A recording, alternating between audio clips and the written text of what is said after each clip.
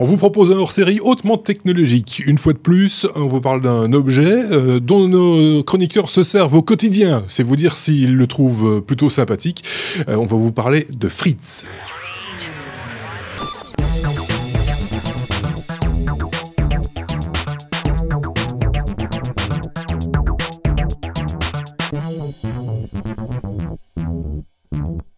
Qu'est-ce que c'est que Fritz? Pour en parler, on a avec nous dans le studio d'abord Xavier. Salut Xavier. Moi, je vais apprendre des choses aujourd'hui. Il va apprendre des choses, bah oui, c'est pour ça qu'on est là aussi. Marc, lui, ne va pas apprendre grand-chose, il sait déjà, en grande partie. Je sais. De quoi il retourne. Et Sébastien, bah là, forcément aussi, c'est lui qui nous apporte ce sujet. Fritz, c'est un objet qui est un modem, routeur, et qui fait plein d'autres choses également.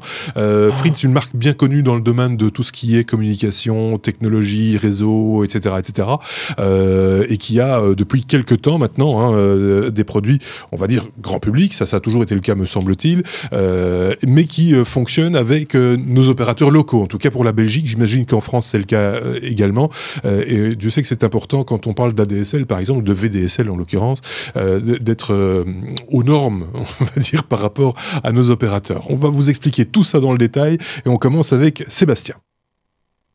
Alors, j'ai une question chez toi. Est-ce que tu as un modem? Oui, j'ai la B-Box de Belgacom, enfin de Proximus en ce qui me concerne. Voilà. Est-ce Donc le modem de mon opérateur. Un switch? J'en ai un pour le studio ici, mais normalement il est intégré. J'ai 4 ports sur ma B-Box, quoi. Est-ce que tu as aussi un routeur Wi-Fi? C'est de la police. Un access point? C'est la B-Box. Il fait partie de la B-Box, il est dedans. Il fait partie de la B-Box, mais pas toujours. Pas toujours, non, j'en ai un second pour le... Est-ce que tu as de la téléphonie sans fil? Non, pas là, pas sur ce coup-là, non. Est-ce que tu as un téléphone fixe? J'ai un téléphone fixe, oui. Est-ce que tu as de la voice over IP? Non. Est-ce que tu as... qu'est-ce que je peux encore dire? Je pensais qu'il avait qu'une question au départ. Non, j'en ai plein. Et il y a encore plein d'autres trucs. Et en fait, tout ce que je veux te dire, c'est que tout ce que je viens de te dire est dans cette boîte. D'accord. Alors pour moi c'est un peu comment dire, oui, le Synology du routeur ou la Shield du routeur. Ouais. C'est-à-dire que le jour où j'ai installé une Shield, j'ai supprimé plein de trucs chez moi. Le jour où j'ai installé un Syno, j'ai supprimé plein de trucs chez moi aussi. Et le jour où j'ai découvert la Fritz, c'est quand même déjà il y a quelques années, on était encore au début de la DSL. Et à l'époque, cette marque ne pouvait que s'importer parce que ça ne se vendait pas en Belgique. Et il fallait trouver la bonne annexe parce que sinon tu te retrouvais avec un modem qui ne fonctionnait pas chez nous. C'était encore un peu compliqué. Maintenant, c'est vrai que ça se trouve plus facilement en Belgique. Moi, j'ai connu ce produit quand il n'y avait pas encore d'ADSL, quand on faisait des connexions ISDN, et donc ça se connectait, il y avait un modem, c'était une carte à placer dans l'ordinateur, qui se connectait au Basic Access, au BA, le fameux boîtier NT1 en Belgique, on appelait ça comme ça, qui vous connectait à l'ISDN, voilà. Et ils ont encore énormément de produits ISDN, donc tu sens encore cette histoire chez eux, alors que l'ISDN a quand même plus beaucoup de jours devant lui chez nous en Belgique, en tout cas chez le particulier. Ouais, on s'en sert encore en broadcast pour véhiculer du signal audio. Voilà, mais chez le particulier, on n'en parle plus du tout. Et donc cette petite boîte, en fait, tu vas remplacer ton modem, ton modem classique. Chez nous t'as ta B-Box, éventuellement si t'es chez Belgacom ou un autre. Et qu'est-ce que tu vas retrouver à l'arrière? Tu vas effectivement, hop, de l'autre côté du doigt, ici c'est les connecteurs pour mettre ton entrée téléphone. Alors ils ont des petits trucs à eux pour pouvoir transformer ton RJ11 en RJ45 parce que ils prennent en même temps la voix et en même temps le data, qui normalement tu mets un filtre chez toi, mais ici tu remets les deux après dans la Fritzbox. Pourquoi? Parce que à côté de cette entrée, tu as 3 sorties, sur celle-ci en l'occurrence, mais il y a plein de modèles différents qui ont plus une, plus ou moins d'entrée. Il n'y a pas qu'une Fritzbox, il y a plusieurs modèles. Il y a plein de modèles, il y a plein d'usages différents, il faut regarder ce qui vous intéresse, mais celui-ci en l'occurrence, il y a 3 sorties après pour des téléphones. C'est des téléphones classiques, comme si vous aviez votre bon vieux téléphone à cornet et avec un câble, et bien vous pouvez le brancher sur votre Fritzbox. Et puis de l'USB, j'y reviendrai plus tard pourquoi. Et effectivement, vos connecteurs pour vos RJ45 et compagnie. Et l'alimentation, bien entendu. Alimentation. Et alors, ça ne se voit pas, mais dans celui-ci, il y a en même temps aussi votre Wi-Fi 2 Go 4, votre Wi-Fi 5 Go, en même temps une antenne pour faire du DECT. Donc, quand vous avez un téléphone sans fil, pourquoi vous emmerder avec un point central sur lequel vous devez connecter vos téléphones? Non, vous le connectez directement à votre Fritz. Et si vous avez 3 marques ou 4 marques différentes, c'est pas grave. La Fritz va prendre tous ces téléphones et permettre de travailler ensemble sur votre ligne. D'accord. Mais pourquoi c'est intéressant que ça vienne sur la Fritz plutôt que d'utiliser votre truc standard avec 3 ou 4 téléphones qui sont sur leur base? C'est que la Fritz, elle va pouvoir vous permettre de gérer aussi votre téléphonie fixe. La téléphonie fixe, pourquoi? Parce que vous êtes connecté sur Internet et qu'en même temps, vous allez pouvoir... Et alors, c'est ça qui est la magie de la Fritz, c'est qu'il y a des dizaines de menus qui sont extrêmement simples à utiliser et vous allez pouvoir créer... vous avez besoin d'un abonnement ailleurs, mais vous allez pouvoir configurer facilement sur la Fritz l'abonnement Voice over IP que vous avez pris chez en Belgique, je ne sais plus, 3 stars ou des trucs comme ça. Et donc, vous allez configurer votre numéro là-dessus. En même temps, votre ligne physique, pour pouvoir faire un fallback, pour utiliser le physique, la bonne vieille ligne classique si vous avez envie, si jamais l'Internet est en panne. Et vos téléphones, vous allez pouvoir créer des règles sur la Fritz pour pouvoir dire, de telle heure à telle heure, je vais passer par là, de telle heure à telle heure, on ne me téléphone pas, sauf tel numéro, parce que lui, je le connais, et il peut quand même m'appeler, mais sinon, à 22h, mon téléphone sonne plus. Lui, je m'en fous, n'importe quelle heure, il n'a pas à me téléphoner, etc., etc. Et tu peux, ou quand je téléphone vers tel pays, je vais plutôt utiliser cet abonnement-là, plutôt que celui-là. Donc avoir une véritable gestion de cette téléphonie, quoi, en gros. Totalement, donc tu fais toutes les entrées, toutes les sorties, et tu peux gérer ça comme tu veux, tu as un annuaire sur lequel tu peux aller rajouter tes numéros pour savoir, et à la fin du mois ou à la fin de la semaine, il t'envoie un mail avec tout ce qui s'est passé dans ta téléphonie, qui a appelé, combien d'heures, quel jour, quel appel t'as raté, tout le bazar. À propos d'appels ratés, tu peux mettre, on avait vu un connecteur USB, tu peux mettre un dongle USB dessus, et à partir du moment où tu en as mis un, si quelqu'un t'appelle, il y a une messagerie et tu vas recevoir tes messages, ton répondeur sur ta Fritz qui va t'envoyer après un mail en disant il y a quelqu'un qui a essayé de t'appeler et tu vas recevoir ça par mail. D'accord. C'est 10 fois plus efficace que ce bon vieux répondeur dont on ne va jamais lire le message parce qu'il clignote à la cuisine et personne ne s'en fout, tout le monde s'en fout. Alors, il y a aussi au niveau du modem, tu vois, tu as un modem classique aujourd'hui, si on est en Belgique, c'est beaucoup de gens ont la B-Box, tu as un problème de qualité de signal, c'est pas toujours évident d'aller retrouver la moindre information, tous ces modems sont assez bridés. Ici, tu vas avoir un spectre complet avec le bruit, avec tout ce qui se passe sur tes fréquences et pour essayer de voir, il y a peut-être un problème. Ouais. Marc pourra certainement vous en parler après. Là, je vous renvoie peut-être au hors-série qu'on avait fait concernant le réseau Wi-Fi, suite à une question d'un auditeur. Ici, c'était pas sur le Wi-Fi, c'est sur ta ligne ADSL ou ADSL. D'accord, donc c'est vraiment sur ta ligne physique, un truc que je connais aucun modem te montre cette information. Oui, c'est sûr. Sur le signal bruit et compagnie. Mais il le fait aussi sur le Wi-Fi. Sur le Wi-Fi, comme effectivement sur le numéro dont tu parlais, il va analyser tous les bruits autour de toi pour te dire et te montrer ce qu'il y a comme perturbation. Quel canal à utiliser, etc. Tout à fait. Alors, je reprends ma Fritz, parce que, et en fait, ce truc chez moi aujourd'hui gère tout. Alors, on est en Belgique, on a du Belgacom TV pour certains. Il y a la possibilité de travailler avec Belgacom TV dessus, sur les derniers modèles, au moment où vous installez le truc, vous dites, je suis chez Proximus TV, pardon, parce que ça a changé de nom quand même. Je suis chez Proximus TV, et à partir du moment où vous l'avez choisi, le port 3 ou le 4, normalement je pense que c'est le 4, de votre Fritz, va servir à votre télé. Et donc il y a moyen de l'utiliser et de complètement balancer la B-Box à la place. Alors, il y a des milliers de trucs que fait encore cette Fritz. L'énorme avantage, c'est que à chaque fois, c'est super facile. Si vous avez votre Wi-Fi, vous voulez créer un accès guest, je ne suis pas sûr que la B-Box fasse ça. La plupart des routeurs le font. Des access points, vous pouvez créer votre accès guest et dire lui il va avoir accès sur telle fréquence. Avec une restriction de bande passante, des choses comme ça. Et tu peux faire un certain nombre de restrictions. Marc l'utilise, je pense, aussi pour faire des restrictions pour son fils. Je pense qu'il fait ça au niveau de la Fritz, non Marc ? Si, absolument. C'était pas pour ta femme? Non, pas pour ma femme. Non, effectivement, je le fais pour le gamin. Et alors, il y a avec les heures, les créneaux horaires passantes. Ouais. Il y a des restrictions au niveau des horaires. Alors, c'est pratique parce que tu peux soit découper l'utilisation en horaires, tu peux créer autant de profils que tu veux. Comme il est très facile après de retrouver l'historique des appareils qui se sont connectés, de leur assigner des noms qui te parlent beaucoup plus qu'une suite de chiffres. Voilà, ici j'ai iPad de Lucas, j'ai iPhone de Lucas, etc. Et je peux facilement dire, ben voilà, tel appareil, il a droit à tel profil, et tel profil, en fait, il a un quota de autant d'heures à partager sur tel jour, tel jour, tel jour, de telle heure à telle heure. Avec les applications qui sont prioritisées, il peut faire du surf, il peut faire du mail, il peut faire du YouTube, mais pas autre chose. Voilà, je peux vraiment aller extrêmement loin et je peux gérer comme ça autant de profils que je veux en les basculant selon les besoins. Il y a également tout un système de filtrage parental qui permet de définir, alors soit en se basant sur des listes qui sont pré-créées au niveau d'un VM, donc l'éditeur de Fritzbox, soit en prenant ses propres listes d'URL ou de clés ou de keywords, etc., pour faire du blocage parental, tout simplement. Tout ça fait partie de la dotation de base. Pour pas aller commander une prostitute sur Internet, par exemple. Exactement, il ne pourra pas utiliser Oh là là, pour ceux qui nous ont suivis ce jour-là, ils s'en rappelleront. C'est ça. Je vous renvoie au numéro 66, à l'épisode 66.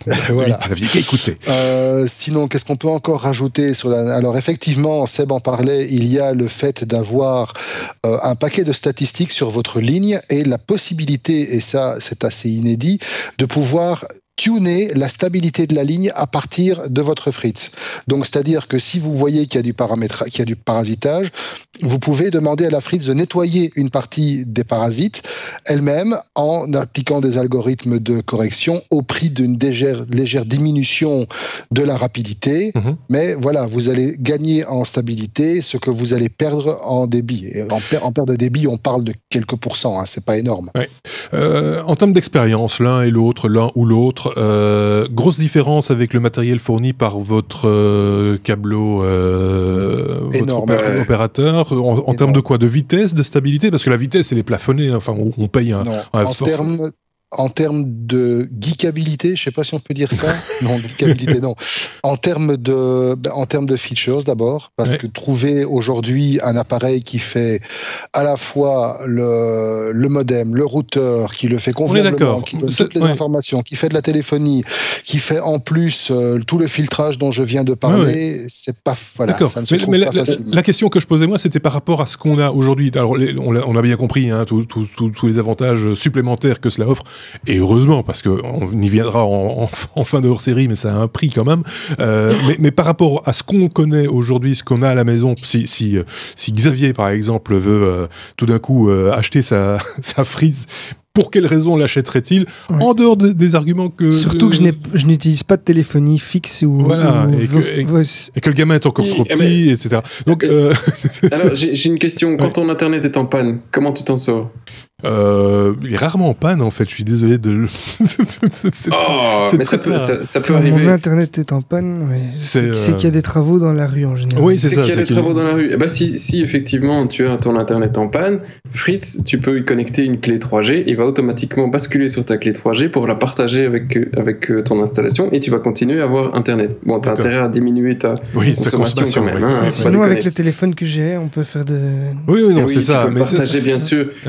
Mais ce que Marc et moi on essaie de dire, c'est que ce truc te simplifie la vie à un tel niveau pour toutes tes connexions. Oui, d'accord. Mais moi je rebondissais justement sur le réglage fin dont vous parliez l'un et l'autre, sur le niveau de bruit, etc.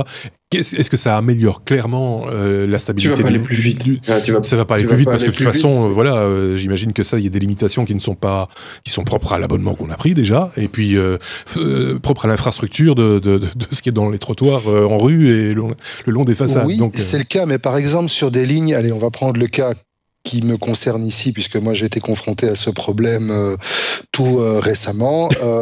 Il y a un problème avec... Ça arrive aussi même chez les meilleurs avec le dernier firmware de la Fritz, en tout cas sur le modèle que moi j'utilise, qui est la 7360. Le dernier firmware apparemment pose un problème qui fait que on est obligé de revenir à la version précédente et on perd certaines capacités, notamment celle de se connecter aux vitesses les plus hautes. Faut savoir que moi je suis sur un profil, j'étais en 25.4, là je suis retombé sur du 7.05. Il y a un problème qui est connu chez mon provider, ils sont en train de travailler dessus, mais je n'aurais pas été capable avec la Fritz de pouvoir faire certains ajustements de ligne le temps qu'on trouve l'origine du problème, j'aurais plus de web du tout. C'est ça. Oui. Là, j'ai pu effectivement déparasiter une partie des choses. J'ai pu forcer la Fritz à utiliser d'autres protocoles pour se connecter que les protocoles habituels.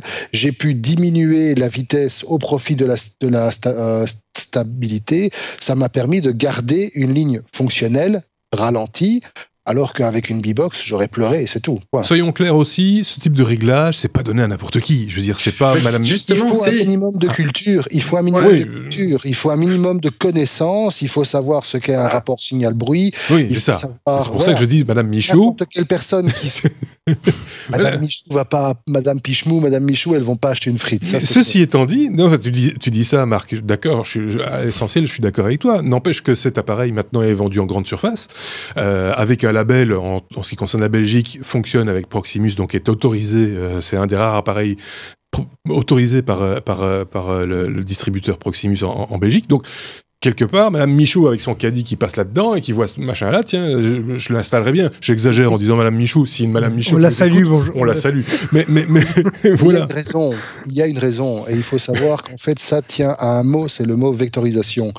Il faut savoir qu'aujourd'hui, la majorité des personnes qui utilisent du VDSL2, donc la technologie la plus évoluée, on va dire, en matière d'accès Internet, sont souvent tributaires d'un problème de parasitage de câbles. Et donc ce parasitage, le parasitage de la paire de cuivre, à un certain moment, va atténuer la puissance du signal que vous recevez et donc va faire diminuer votre débit, voire carrément vous mettre sur un profil qui est inférieur à celui pour lequel vous avez signé. Oui.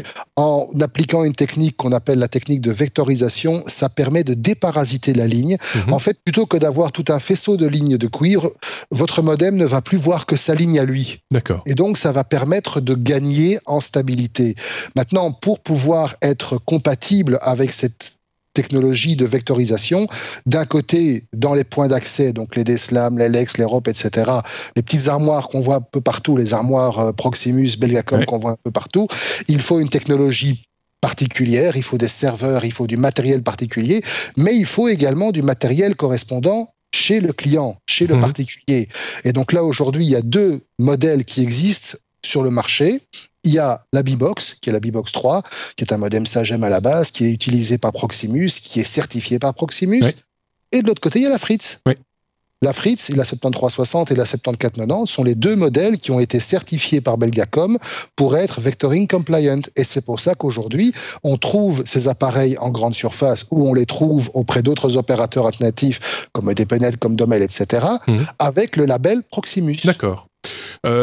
Juste une parenthèse pour nos amis français, ils sont nombreux à nous suivre, on en est conscient. On n'a pas de données par contre par rapport à la France, on n'a pas creusé encore la question et je pense que ce sont des informations que vous trouverez sans aucune difficulté dans les forums ou en posant la question par exemple sur informaticien.fr comme ça j'ai placé le .fr pour une fois. Même carrément sur le site, sur les forums et sur les supports du site de Fritz. Donc voilà, donc, et là vous aurez toutes les informations aussi. Par contre tout le reste évidemment, ça vaut pour tout le monde et toutes les facilités que procure l'appareil en question. Enfin, les appareils, puisqu'il s'agit, vous l'avez compris, de plusieurs modèles. Sébastien. Oui, et je voulais juste rajouter, Marc effectivement a fait la mise à jour sur la dernière version de l'OS qui était la 6.30 au moment où on l'enregistrait et qui a eu quelques derniers soucis là-dessus. Mais en attendant, ce que ce truc a rajouté aussi, parce que c'est un point qui est rajouté sur la Fritz, c'est que il y a là aussi c'est un petit Linux sur lequel vous pouvez vous connecter, rajouter, il y a plein de scripts, plein de gens qui vont bidouiller pour faire plein de trucs. Mais il y a des mises à jour assez régulières, y compris sur des modèles qui sont assez anciens, donc qui remontent assez loin, et ils supportent leurs produits longtemps. Et quand vous faites une mise à jour, eh bien, vous avez quasi à chaque fois de nouvelles fonctionnalités. Et ici, par exemple, ils ont rajouté le lien avec leur smart plug, parce que ils ont fait comme les tests, les prises qu'on avait démontré et testé il y a quelques mois déjà, de chez c'était les prises de chez D-Link, je pense. Oui. Et bien ici, ils ont leur prise intelligente, c'est-à-dire que à distance, vous pouvez l'allumer, l'éteindre, vérifier la consommation, etc. Mais eux, ils vont beaucoup plus loin que ce que fait D-Link, c'est que cette prise intelligente, tu peux dire, cette prise, c'est mon lave-linge, et je veux que tu me préviennes quand mon lave-linge, il a terminé.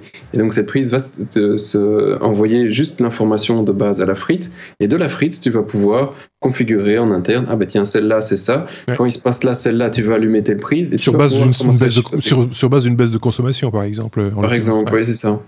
Et donc, ils viennent de rajouter cette fonctionnalité sur la dernière release. Donc, il y a un côté domotique aussi dans cet outil-là, en fait. Un nouvel domotique qui peut aussi aller automatiquement allumer ta prise à 8 heures pour le café. Tu vas dire, la plupart des prises peuvent le faire, oui, mais ici, tu vas pouvoir faire du conditionnel, commencer à jouer un peu et des trucs. Ouais.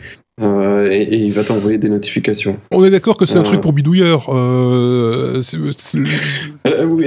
c'est ce que tu disais à Marc, c'est un truc pour bidouilleurs. La stabilité, il faut s'y connaître un peu. Et alors, quand tu regardes l'interface, la stabilité de la Fritz, tu as juste un gros bouton à droite qui te dit là c'est le niveau rapide, un bouton à gauche qui te dit là c'est le niveau stable, ouais. et 4-5 petits checkbox, combos. Et là, putain, je vais y arriver, c'est des radios.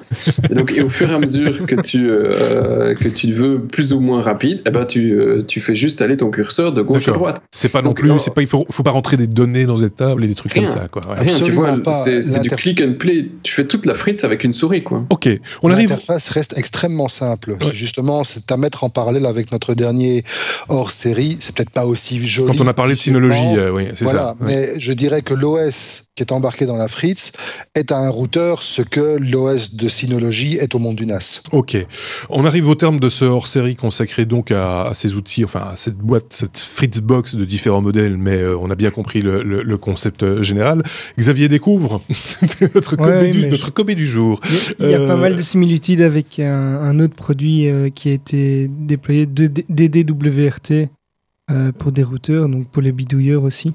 Mais moins connu peut-être, moins populaire. Qui a été fort utilisé pour des Link 6, des routeurs Link 6 assez connus, mais bon, je vois des similitudes, mais moi personnellement, n'ayant pas de téléphonie fixe ou Voice over IP chez moi, et l'autre fonctionnalité, il faut pas s'arrêter à ça, il faut pas s'arrêter à cette fonctionnalité. Non, il y a d'autres fonctionnalités, mais dans mon cas, je vois pas une utilisation directe par rapport à en tout cas pas un besoin direct. Même la recherche de stabilité. Mais chez moi, j'ai pas de souci de stabilité. D'accord. Ok. Non, moi je rajouterais juste en conclusion, si vous avez déjà un modem et qu'il vous plaît, si vous avez une B-Box 2, une B-Box 3 ou n'importe quel autre modem, et que ça fonctionne, vous pouvez quand même utiliser une Fritz derrière en mode bridge pour gérer votre Wi-Fi par exemple, ou simplement pour gérer les droits d'accès, pour gérer les permissions, pour gérer les restrictions horaires, etc. Ça le fait très bien. Oui, parce qu'il y a effectivement, enfin ça dépend des opérateurs, mais Proximus, en l'occurrence, on a encore cité le nom, mais c'est pas, ils ont des procédures quand il y a des pannes, par exemple, on va sur le site de l'opérateur et il y a un diagnostic à distance qui est fait de la B-Box, qui ne sera pas fait sur une Fritz, ou des choses comme ça, donc des fonctionnalités pour lesquelles on paye en même temps, qui ne seront pas prises en compte, donc on sait que là, il y a un biais et qu'il faut le supporter soi-même. Voilà, donc, mais c'est à ce prix-là qu'on a aussi des fonctionnalités que n'offre pas le matériel convenu. C'est à ça un petit peu qu'on voulait arriver. Hein, essaye de faire tourner, et ça a été un problème pendant très longtemps, de la Voice over IP sur un modem de nos chers amis chez Proximus. C'est totalement impossible. Et ça te prend un certain temps en tout cas. Il faut savoir ce que tu dois les couper. Ici, voilà, tu branches, ça marche. J'ai juste un point que je n'avais pas remarqué encore sur les prises dont j'ai parlé juste avant. Les prises ne sont pas connectées en Wi-Fi avec la Fritz, mais en DECT. D'accord. Donc voilà, donc ça n'embêtera pas votre Wi-Fi. C'est ça. Le DECT, en dehors de la téléphonie, ça n'est jamais utilisé en data, me semble-t-il. Eh bien non, mais ils ont décidé que... Là, oui. Bon, ok. Je pense qu'on a fait le tour ou pas? Non, pas pour Marc. Toute petite dernière chose. pour rebondir sur ce que tu disais à l'instant, avec effectivement, quand on est chez Belgacom, il y a des tests, il y a des procédures, on est lié au matériel, etc. Il faut savoir qu'aujourd'hui, on commence à voir des Fritz distribués par certains opérateurs alternatifs, notamment EDPnet, pour ne citer qu'eux, qui supportent totalement la Fritz. Effectivement, ils travaillent en collaboration avec le fabricant, et quand on installe la Fritz sur un abonnement EDPnet, on a une case EDPnet dans la liste des providers. Donc là, il faudrait voir les providers alternatifs également. Exact. Et ça, c'est vrai chez nous, en Belgique, mais c'est vrai également, on l'imagine, dans d'autres pays, comme en France, par exemple. Il y a certainement des opérateurs alternatifs aux standards qui existent également. On espère avoir répondu à toutes vos questions. Il en reste une, le nerf de la guerre. Combien ça coûte? C'est la question embêtante. Pas si cher que ça, en fin de compte. Non? Pas si cher que ça, je n'ai plus le prix en tête. Moi, j'ai vu un prix moyen de 150 € pour celle qui était... voilà. J'aurais dit entre 130 et 170 à la grosse louche. C'est ça, un peu plus de ça. C'est dans ces eaux-là. Alors effectivement, oui, mais quand on regarde déjà une B-Box 3, c'est 100 €. Oui. Avec beaucoup moins de possibilités. Donc clairement, pour la petite différence de prix, et encore en grattant bien, par exemple, si vous avez le courage ou l'abnégation d'aller la chercher sur un site de vente en allemand, vous aurez probablement la chance de la trouver à 120, 130 €. C'est ça, oui. Faut faire attention au modèle qu'on achète. Hein. Parce qu'il y a justement cette compatibilité avec le réseau belge qu'il faut quand même continuer à garantir quand même. Il suffit de prendre un modèle international. Oui. Oui, c'est ça, faut un international. Sinon, après, vous allez retrouver avec des modems prévus pour de l'ISDN et Tintin. Mais ma conclusion sur la frite, parce que je vais en rajouter une petite encore, Marc, je suis désolé, c'est que attention, la frite, AVM ne fournit pas que des Fritzbox. Hein. Ils fournissent aussi tout un autre écosystème de produits. Ils fournissent des téléphones DECT si vous avez envie. Ils fournissent des répéteurs qui peuvent se lier à la Fritz, c'est-à-dire que si vous avez un Wi-Fi, une grande maison d'un château, vous pouvez connecter toute une série de répéteurs prévus par Fritz pour pouvoir avoir votre Wi-Fi partout sans problème. Ils ont des phones aussi, donc tout ce qui est des choses pour faire juste de la téléphonie. Et ils ont aussi tout ce qui est CPL, donc si vous voulez aller un petit peu plus loin que ce qui est possible avec votre Wi-Fi, mais via votre prise de courant, mais c'est possible aussi. Donc tout un écosystème qui leur est propre et qui fonctionne. Autour de tout ce qui est télécom, essentiellement. Oui, bien sûr. Ok, je pense, à moins que Xavier ait encore un truc à rajouter, j'ai senti un... Non. Bon, d'accord. Je pense qu'on a fait bien le tour de ce produit. La Fritzbox, là aussi, ça faisait longtemps, depuis même avant qu'on commence ce podcast, me semble-t-il, qu'on avait dit un jour on en parlera. Et bien voilà, c'est fait. Si vous avez des questions à nous poser, n'hésitez pas un seul instant, des précisions, peut-être pas rentrer dans tous les détails non plus, parce que ça, c'est tellement vaste que c'est chacun un petit peu ses petits réglages à lui, hein, mais n'hésitez pas à poser vos questions, on essaiera d'y répondre dans la mesure du possible. En tout cas, les utilisateurs que sont Marc et Sébastien n'hésiteront pas à vous répondre, soit dans un hors-série, soit comme on a l'habitude de le faire en début d'épisode quand on parle du courrier des auditeurs, ou encore en texte dans les réponses aux commentaires. Merci beaucoup Sébastien, merci également à Marc, et puis merci aussi à Xavier. Je les remercie. Et tu les remercies, oui, parce que là tu étais un petit peu témoin du truc, comme tout le monde, comme moi aussi. Passez une très bonne semaine, enfin très bientôt en tout cas. On se retrouve prochainement avec sans doute un hors-série, un autre, avec un autre sujet. À très bientôt, au revoir.